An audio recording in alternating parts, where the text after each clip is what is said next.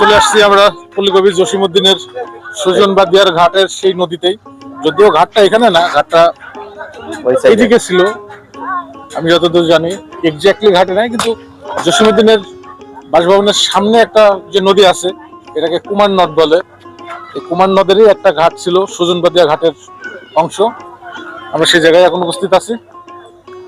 নদীতে পানি শেষ।